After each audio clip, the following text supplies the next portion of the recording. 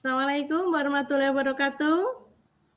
Sahabat NASA dan Depreneurs yang dirahmati oleh Allah, alhamdulillah pada pagi ini semangat pagi gitu ya. Kita akan belajar bersama gitu ya tentang mengenal hidden virus SARS dan cara mengatasinya gitu ya. Wow gitu ya, tema yang luar biasa pada pagi hari ini kita akan belajar gitu ya. Emang COVID-19 masih ada gitu ya. Kadang-kala kalau kita berbicara tentang COVID, hati-hati gitu ya, kemudian kita harus menjaga prokes dan sebagainya, ada sebagian yang menertawakan, itu mah udah kuno gitu ya. Nah, oke, ternyata gitu ya, kenyataan 2 pekan yang lalu saya sendiri ketika saya bertahan sekian lama sejak COVID pertama gitu ya, COVID Delta, Omicron saya alhamdulillah tidak kena gitu ya. Ternyata kemarin saya barusan kena gitu ya.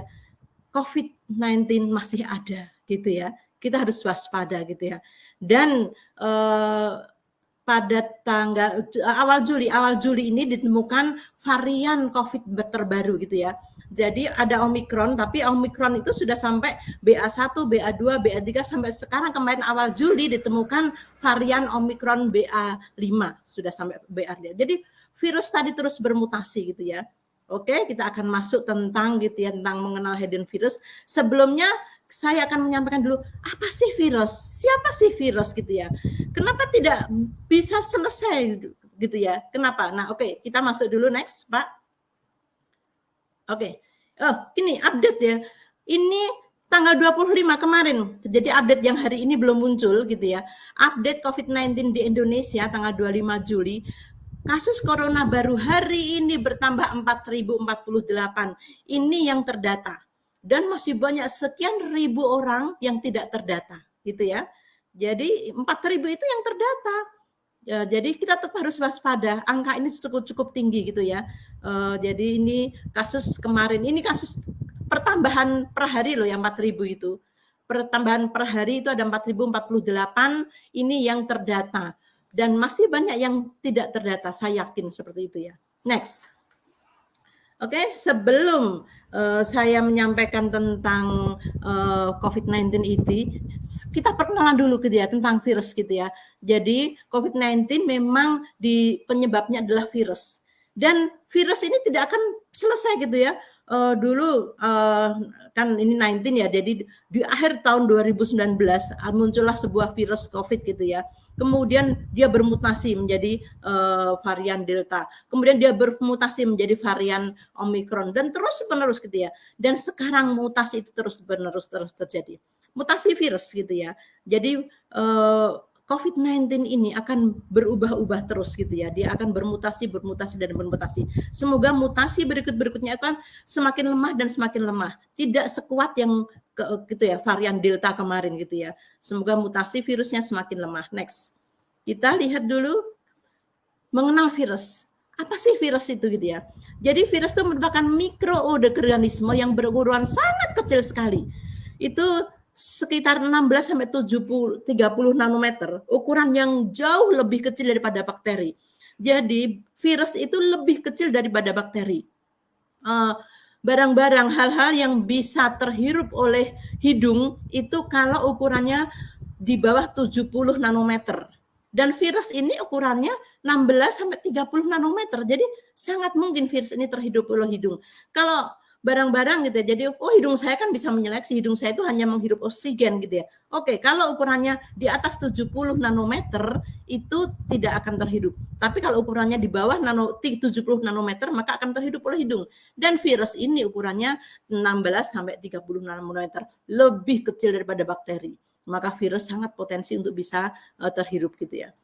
Virus adalah mikroorganisme yang hanya dapat bertahan hidup ketika tinggal di dalam inang. Jadi virus ini membutuhkan inang gitu ya. Inangnya itu bisa hewan atau manusia gitu.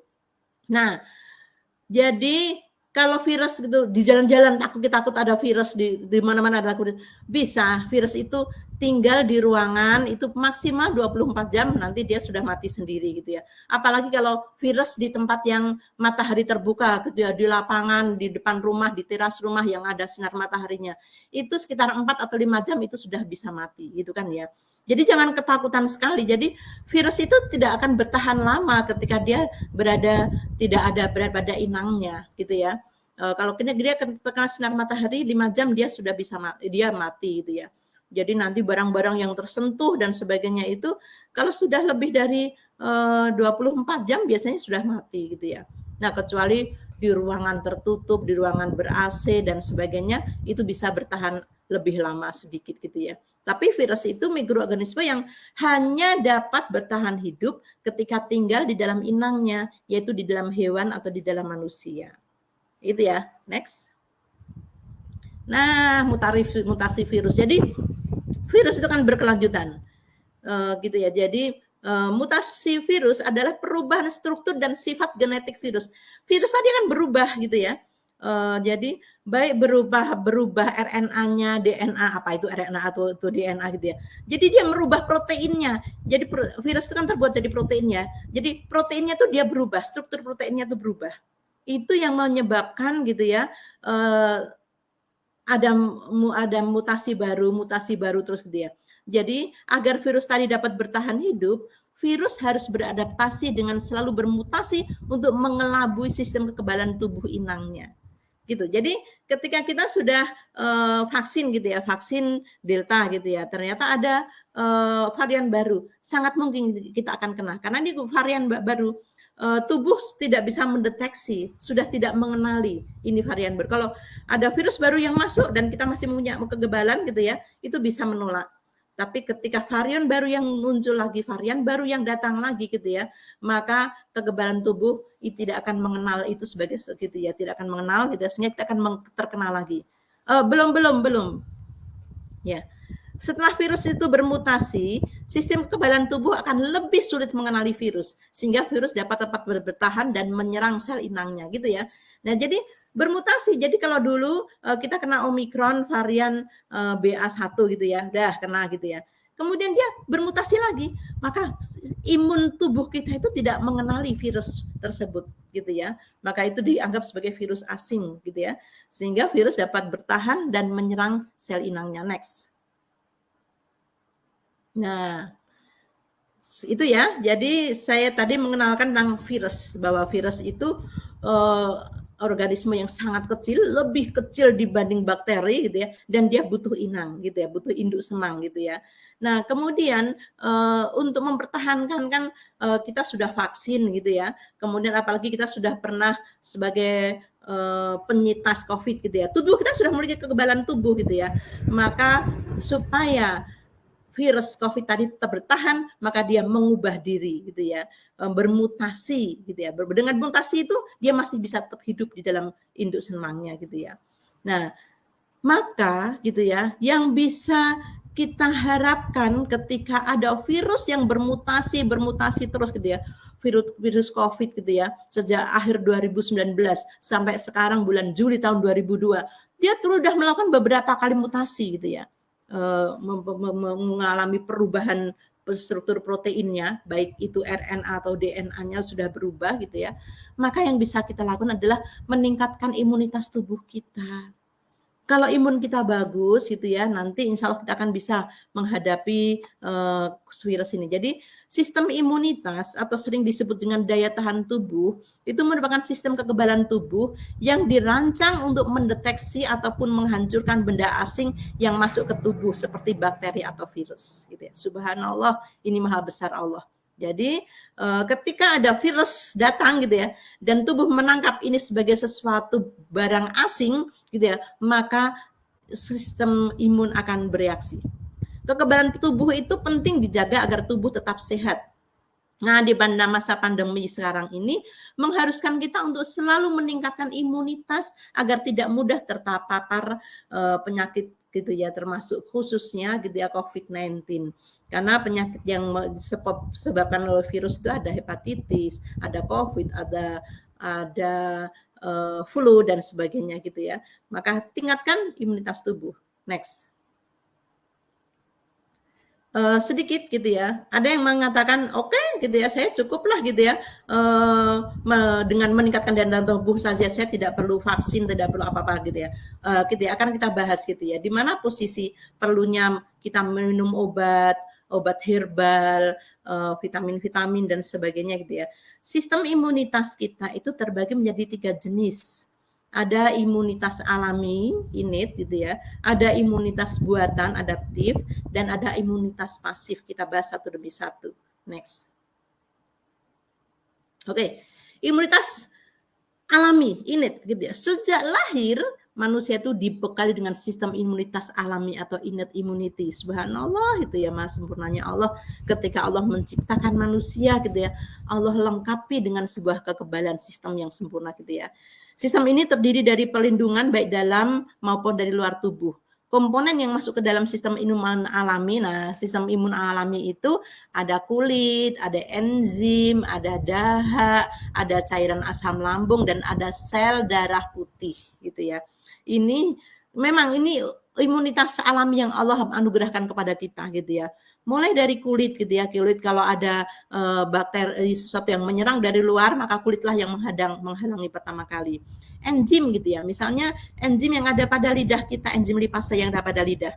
Makanan yang kita makan itu banyak sekali bakteri. Kalau di mikroskop mungkin ada bakteri, maka kita makan, maka pertama kali gitu ya akan dinetralkan oleh air liur, enzim yang ada pada air liur, enzim lipase. Jadi air liur itu mengandung enzim yang bisa sebagai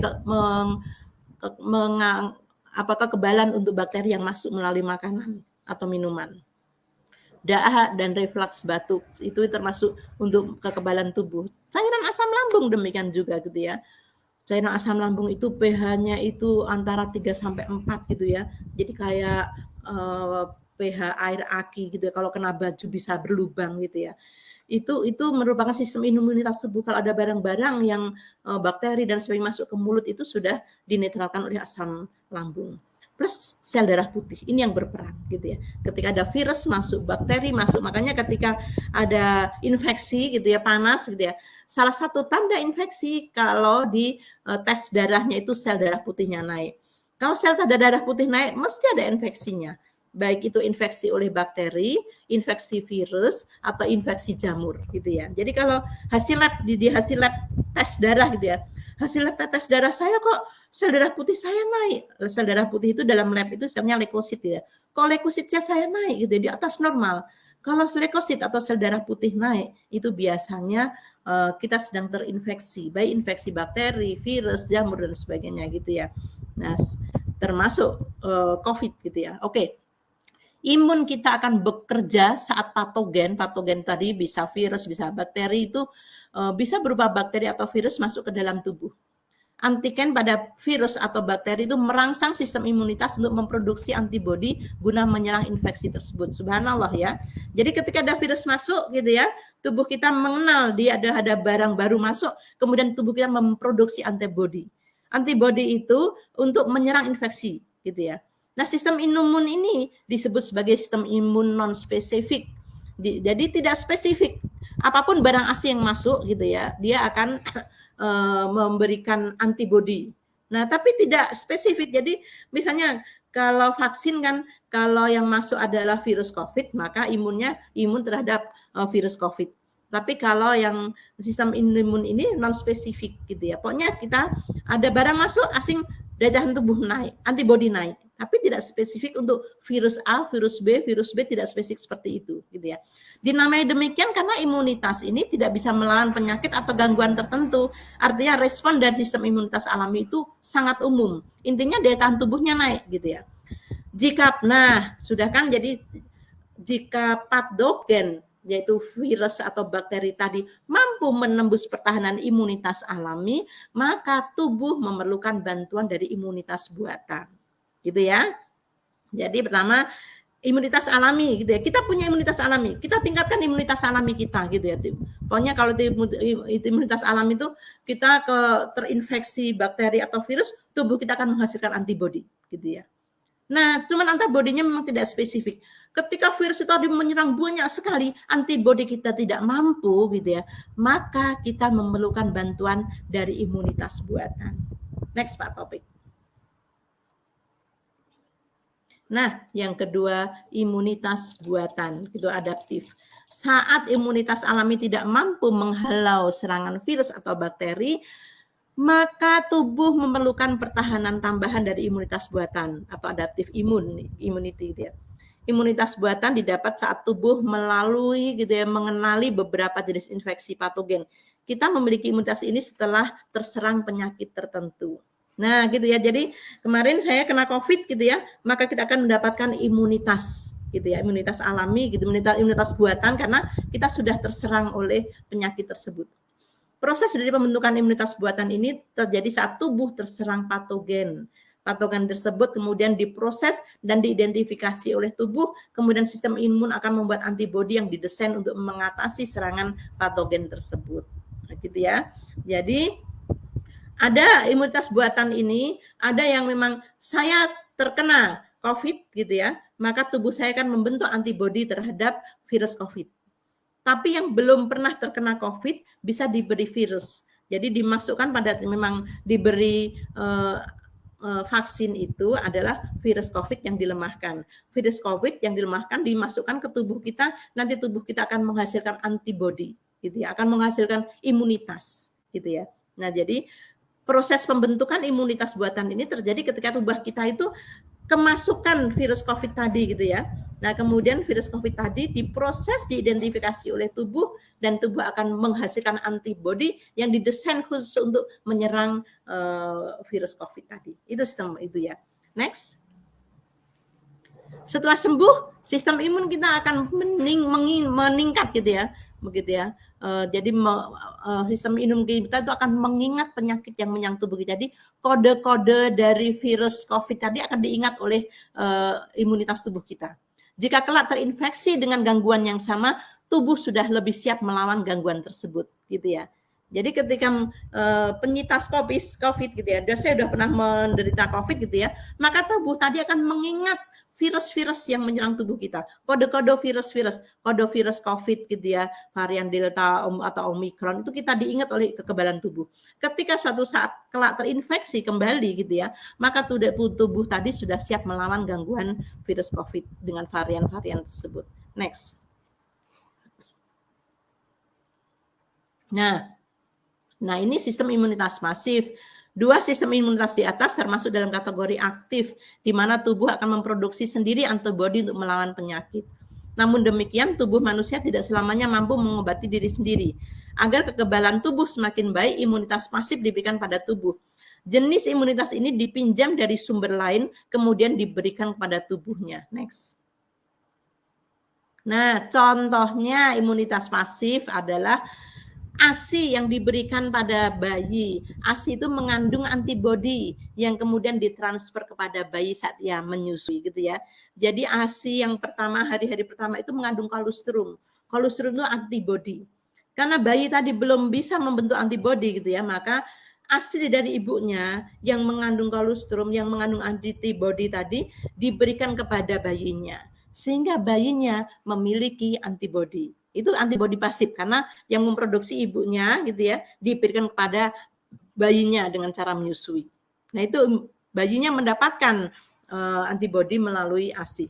Selain dari ASI, sistem imunitas pasif juga didapat melalui imunisasi. Imunisasi merupakan kegiatan pemberian vaksin kepada seseorang. Vaksin sendiri dibuat dari patogen atau virus atau bakteri yang sudah dilemahkan. Vaksin yang sudah diberikan akan membantu tubuh untuk memproduksi antibodi yang sesuai dengan virus tertentu.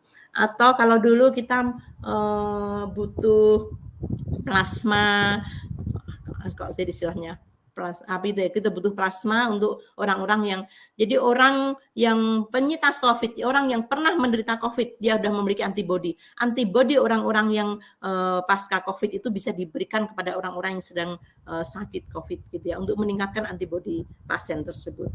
Itu imunitas pasif. Itu ya, semoga kita bisa paham. Maka kita punya imunitas alami, punya imunitas pasif gitu ya, maka tingkatkan imunitas alami kita untuk menghadapi pandemi COVID yang berkepanjangan ini. Terus next. Nah, oke. Beracara, jadi karena memang ini kita tidak tahu ya kapan selesainya COVID pandemi ini gitu ya. Ini akan berkelanjutan terus gitu ya. Maka tadi yang pertama caranya adalah dengan meningkatkan imun secara alami gitu ya. Tingkatkan imun kita secara alami gitu ya. Jadi kalau saya tetap gitu ya, konsumsi Depro, nanti saya terangkan kenapa sih Depro itu bisa meningkatkan gitu ya, meningkatkan imunitas kita gitu ya.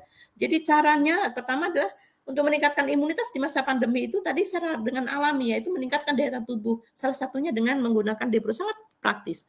Kalau orang-orang merebus temulawak, merebus kunyit, merebus dan sebagainya, itu masih sangat merepotkan gitu ya. Tapi ketika kita sudah memiliki Depro di rumah, kita tinggal teteskan aja beberapa tetes Depro gitu ya. Itu bisa menjaga daya tahan tubuh kita.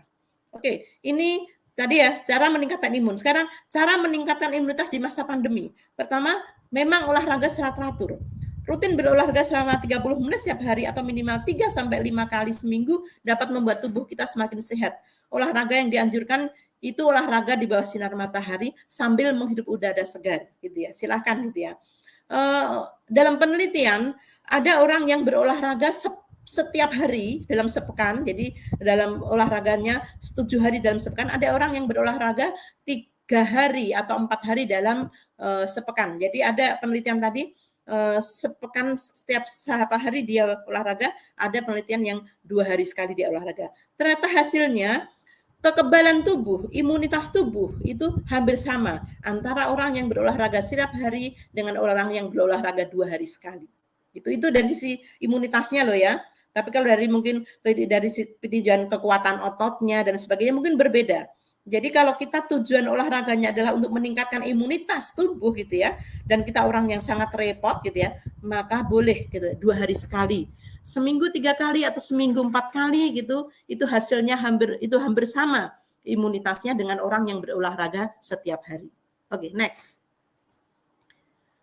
Kedua, jelas makanan bergizi, konsumsi makanan bergizi. Kenapa? Sistem kekebalan tubuh kita itu membutuhkan asupan nutrisi yang teratur, beragam dan seimbang gitu ya. Jadi kalau sekarang anak-anak kita biasa menggunakan makan makanan yang fresh gitu ya, yang itu kadang-kala banyak bahan pengawetnya dan sebagainya gitu ya. Nah, maka coba gitu ya konsumsi makanan bergizi.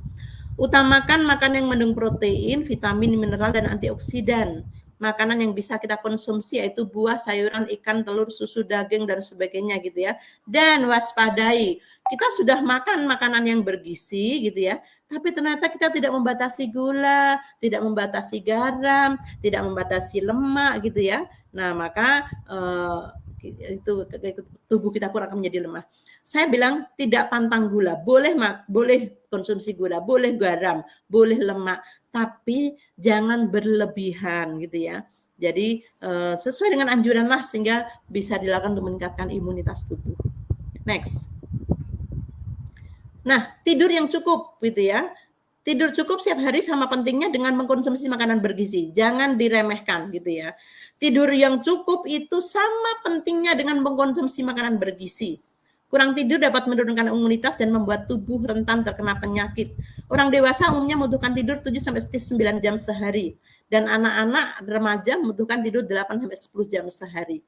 gitu ya. Jadi jangan lupa gitu ya, kita sudah menjaga pola hidup gitu ya, pola makan kita, makanan bergizi, kemudian kita sudah konsumsi depro setiap hari.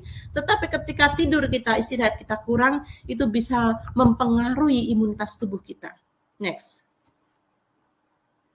Kelola stres ya.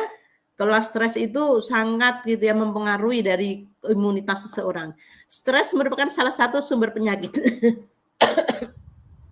Stres yang dibiarkan bisa menyebabkan perubahan-perubahan fisiologis yang dapat melemahkan sistem imunitas tubuh seseorang.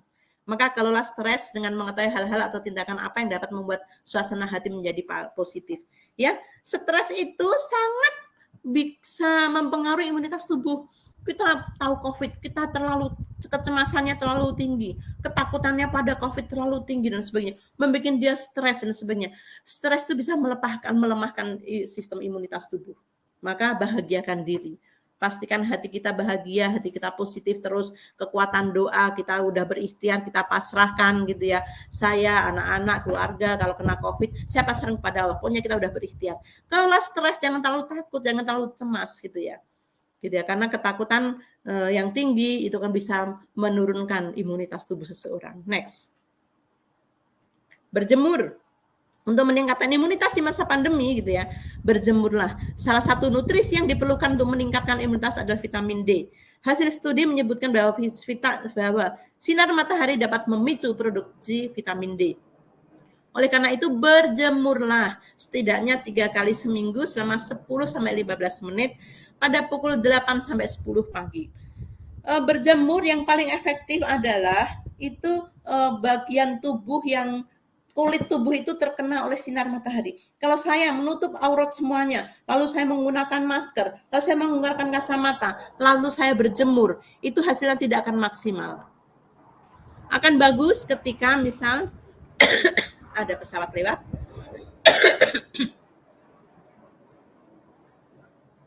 Ya, akan bagus ketika misalnya saya punya ruang indoor yang di bawah sinar matahari gitu ya. Kemudian silahkan kita buka punggung kita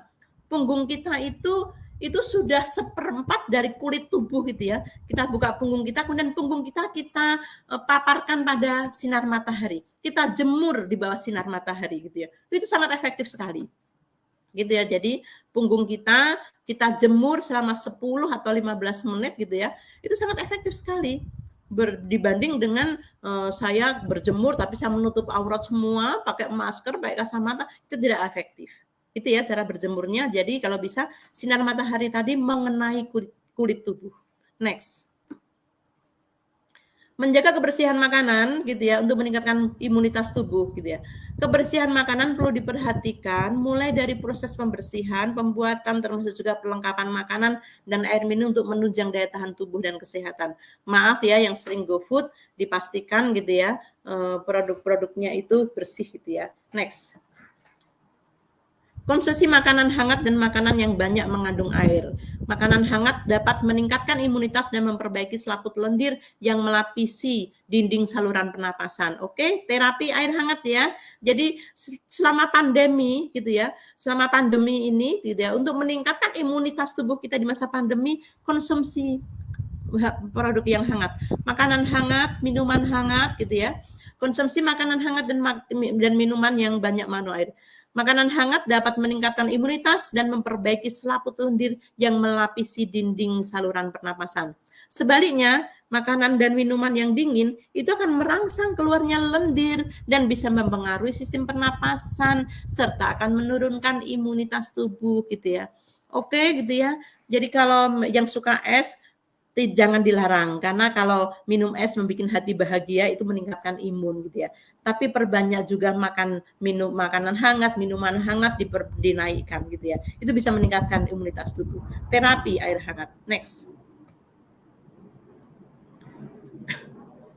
Menjaga kebersihan diri dan lingkungan. Menjaga kebersihan diri berarti rajin membersihkan diri. Mandi, menggosok gigi, mencuci rambut, mencuci tangan dan mengganti pakaian. Resiko penularan penyakit dari orang lain baik melalui kontak langsung atau secara tidak langsung dapat berkurang dengan menjaga kebersihan diri ya.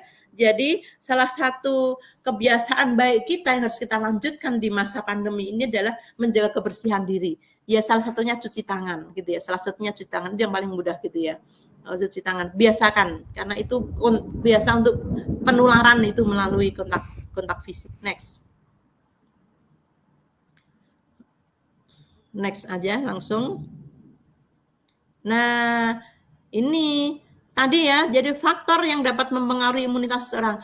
Tadi pola hidup sudah saya jaga, pola makan sudah saya jaga, kebersihan dan space sudah saya jaga. Tapi kok tetap saja gitu ya. Jadi faktor yang dapat mempengaruhi imunitas seseorang yang pertama adalah lingkungan, gitu ya. Next, nggak usah saya bahas. Kemudian makanan, lanjut. Usia sangat berpengaruh pada kemampuan sistem imun seseorang. Sel-sel imun berada pada aktivitas puncaknya itu saat individu itu sudah dewasa. Jadi ketika anak-anak pun gitu ya, sistem imunnya belum sempurna gitu ya. Semakin tua, usia sel-sel ini akan menurun aktivitasnya termasuk dalam memproduksi protein yang berfungsi untuk melawan infeksi virus gitu ya. Jadi ketika anak-anak belum maksimal kemampuan imunitasnya, ketika tua pun gitu ya, sudah tidak bisa, sudah menurun aktivitasnya untuk memproduksi sel-sel antibodi tadi. Nah, maka yang maksimal adalah orang dewasa, gitu ya. Maka usia pun akan mempengaruhi imunitas seseorang. Next. Kondisi kesehatan, orang yang memiliki penyakit lebih rentan terhadap serangan infeksi virus, maka komorbid itu ya. Jadi walaupun orang yang memiliki komorbid itu dia pola hidup bagus, pola makan bagus gitu ya, tapi dia termasuk yang harus waspada karena virus sangat mudah gitu ya masuk pada rentan gitu ya pada orang-orang yang memiliki penyakit. Next. Konsumsi obat-obatan, beberapa golongan obat-obatan seperti kortikosteroid itu dapat menurunkan kemampuan sistem imun tubuh gitu ya. Sehingga imunitas seseorang bisa turun gitu ya. Nah, ini waspada juga, nanti ada dokter semoga yang mengingatkan gitu ya bahwa pasien-pasien yang menggunakan obat-obat kortikosteroid itu sistem imunnya akan menurun. Next. Nah, penggunaan COVID-19 menggunakan herbal. Ya, kemarin ketika pandemi banyak orang yang panik sehingga menggunakan vitamin C dosis tinggi dan setiap hari. Setiap hari dia menggunakan vitamin C 1000 miligram gitu ya. Dia menggunakan vitamin C 1000 gitu ya. Dan itu diminum setiap hari. Lah, kan kasihan lambungnya gitu ya. Itu dosis yang sangat tinggi. Dosis 500 sampai 1000 itu untuk pengobatan. Kalau untuk pencegahan itu dosis 300 itu sudah cukup untuk pencegahan. Sementara kemarin banyak sekali gitu ya, untuk karena ketakutan mereka minum vitamin C 100 gitu ya, 1000 gitu ya, 1000 gitu ya, vitamin C 1000 dan itu digunakan setiap hari.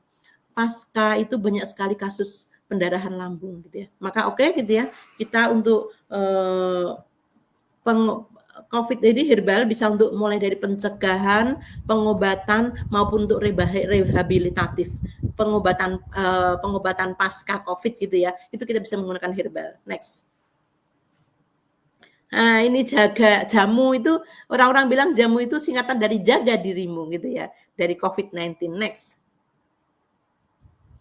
Nah, ini jadi kalau kita menggunakan saya bilang boleh jamu, obat tradisional istilahnya ya.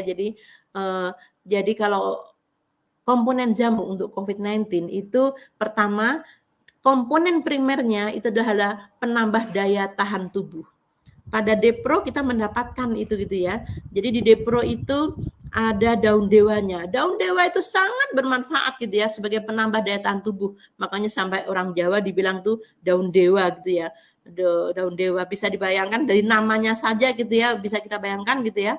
Itu obat segala penyakit kata orang Jawa gitu ya. Jadi daun dewa yang ada pada Depro itu bisa menambah daya tahan tubuh gitu ya. Kemudian kayu manis, jelas kayu manis dalam nanti saya sampaikan beberapa penelitian gitu ya, bahwa kayu manis itu bisa untuk pengobatan, untuk meningkatkan daya tahan tubuh gitu ya. Kemudian ada jeruk nipis gitu ya. Makanya orang-orang ketika membuat jamu rebusan gitu ya, biasanya ditambah dengan jeruk nipis gitu kan ya. Nah, kemudian ditambah dengan komponen sekunder. Komponen sekunder itu mengurangi gejala yang berkaitan dengan COVID, mencegah komplikasi nanti yang timbul, meningkatkan nafsu makan gitu ya. Itu juga ada pada Depro gitu ya. mengurangi gejala yang berkaitan dengan COVID gitu ya. Ada dahak-dahaknya gitu ya. Itu dengan Depro bisa gitu ya. Dan tersiernya sebagai pembawa perasa dan pewarna alam dia gitu ya. Depro sudah enak. Jadi inilah komponen jamu COVID gitu ya. Baik untuk pencegahan COVID maupun untuk pengobatan COVID maupun untuk rehabilitasi pengobatan pasca COVID gitu ya. Itu bisa menggunakan Depro gitu ya. Karena dia bisa memiliki kandungan primer, sekunder, dan tersier. Next. Nih, kita langsung masuk gitu ya. Depro, solusi untuk meningkatkan imunitas tubuh. Tadi ya, komposisi Depro ada jeruk nipis, ada madu, ada kayu manis, ada daun dewa, juga ada ekstrak tanaman, ada ekstrak buah-buahannya pada Depro tadi gitu ya. Kita bedah gitu ya, kita bedah kandungan Depro ini sebagai solusi untuk meningkatkan daya tahan tubuh. Next. Pertama ini ya kandungannya gitu ya, daun dewa, jeruk nipis, kayu manis, ekstrak herbal, madu, dan ekstrak buah.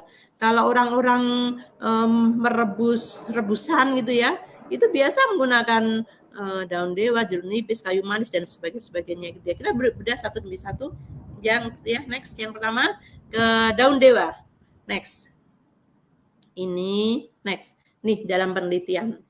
Tanaman daun dewa ternyata bisa berikan manfaat luar biasa pada tubuh. Gitu. Oh, ini kalau ini artikel, bukan, maaf, ini next aja, next, bukan penelitian. Ini ya, ini pengabdian masyarakat. Pandemi COVID-19 dan kearifan lokal, penyuluhan budidaya tanaman sambung nyawa, gitu ya, Ginura procrombens, gitu ya, di Dusun Jomblang. Nah ini daun dewa ini ada yang nyebut sambung nyawa, ada yang menyebut daun dewa gitu ya. Jadi bisa bayangkan sambung nyawa gitu ya. Jadi kayaknya orangnya udah sakit sekali, sudah sakit parah gitu ya, dikasih daun dewa gitu ya, sehingga bisa menyambung nyawanya jadi hidup lagi gitu ya. Namanya sama-sama Ginura gitu ya. Namanya sama-sama Ginura gitu ya. Nah, ini dengan pada pengabdian masyarakat di sini, jadi pandemi COVID dan kearifan lokal, yaitu penyuluhan tanaman sambung nyawa gitu ya, untuk meningkatkan daya tahan tubuh selama pandemi COVID-19. Next. Ini sama ini ya, hampir sama, tapi hanya di tempat yang berbeda. Next. Nah ini pengaruh pemberian taurin dan ekstrak daun dewa gitu ya terhadap eritrosit dan leukosit mencit yang diinduksi benzopiren gitu ya. Next, saya bacakan hasilnya, saya terangkan. Jadi di sini ada mencit gitu ya yang dibuat dia menjadi leukemia gitu ya. Dia leukemia, jadi kanker darah gitu ya. Kemudian ketika diberi daun dewa gitu ya, subhanallah ini ya, mungkin hasil penelitian menunjukkan taurin dan daun dewa mampu menghambat pembentukan leukemia dengan mengembalikan kondisi berat badannya lebih gitu ya, mengembalikan kondisi berat badan. Jadi berat badannya lebih bagus, eritrositnya lebih bagus, leukositnya lebih bagus, dan jenis leukositnya menjadi normal kembali. Tuh, gitu ya, subhanallah gitu ya. Jadi ini sudah ada penelitian pada mencit gitu kan ya, pada mencit yang mengalami leukemia, kemudian diberi daun dewa, ternyata bisa mengembalikan kondisi berat badan. Eritrosit itu sel darah merah, leukosit itu sel darah putih, dan leukosit, jenis leukositnya itu menjadi normal kembali. Kenapa? Karena leukemia itu kan yang diserang sel darah merah diubah menjadi sel darah putih itu ya, dan sebagainya. Luar biasa ini daun dewa. Ini pada orang yang leukemia. Bagaimana ketika digunakan oleh orang-orang yang untuk orang sehat untuk menghadapi virus COVID gitu ya. Jadi di sini pengobatan leukemia umumnya menyebabkan kerusakan pada sel gitu ya. Orang leukemia maka sel-selnya akan rusak gitu ya. Oleh karena itu dibutuhkan obat yang memiliki efek untuk memperbaiki kerusakan sel dan meningkatkan imunitas sel-sel normal gitu ya. Jadi gitu ya, meningkatkan imunitas sel-sel normal. Jadi sel-sel yang sudah rusak itu menjadi bisa normal kembali gitu ya. Itu luar biasa daun dewa. Ini pada penelitiannya seperti itu gitu ya. Next. Kemudian kayu manis ini ya. Tadi daun dewa sudah kita dalam penelitian. Sekarang kayu manis, efek imunostimulator gitu ya. Jadi efek untuk meningkatkan kekebalan gitu ya. Ekstrak etanol kayu manis gitu ya terhadap peningkatan jumlah sel B220 dan sel B dan sebagainya gitu ya pada imunoglobulin gitu ya. Jadi sudah terbukti gitu ya bahwa ekstrak etanol kayu manis itu memiliki efek imunostimulator untuk meningkatkan daya tahan tubuh gitu ya. Jadi di sini terbukti bahwa kayu manis ini memiliki efek untuk imunostimulator, meningkatkan gitu ya imunitas seseorang gitu ya. Imunostimulatornya itu meningkat ke dia dengan menggunakan kayu manis. Next, ini udah penelitian loh, penelitian ilmiah. Next. Nih, pengaruh ekstrak etanol kayu manis adalah peningkatan GR1 yang mengekspresikan IFNY dan aktivitas fagositosis makrofag gitu ya. Sama gitu ya. Jadi cinnamomum atau kayu manis ini memiliki aktivitas gitu ya. Nih,